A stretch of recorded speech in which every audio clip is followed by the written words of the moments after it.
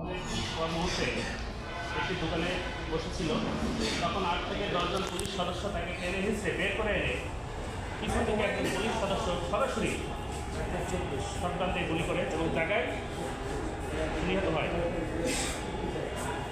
পরবর্তীতে সেই কনস্টেবল আকরামকে গ্রেপ্তার করা হয়।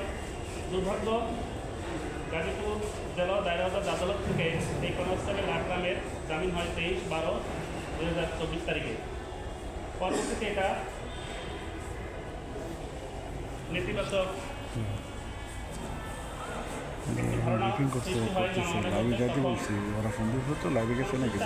জামিন বাতিল করেন এবং সেদিনই তাকে গ্রেপ্তার করা হয়। সে আমরা প্রোটেকশন ওয়ারেন্ট বলে হাজির করার আবেদন জানিয়েছিলাম। মানিক ট্রাইব্যুনাল সেটা আমাদের মঞ্জুর করেছেন এবং তাকে আগামী সোমবার অর্থাৎ 20/1/2025 তারিখে তাকে হাজির করার নির্দেশ দিয়েছেন। পরবর্তী আবেদনটি আমাদের ছিল যাত্রাবাড়ি জোনের এসি তানজিল আহমেদের বিরুদ্ধে।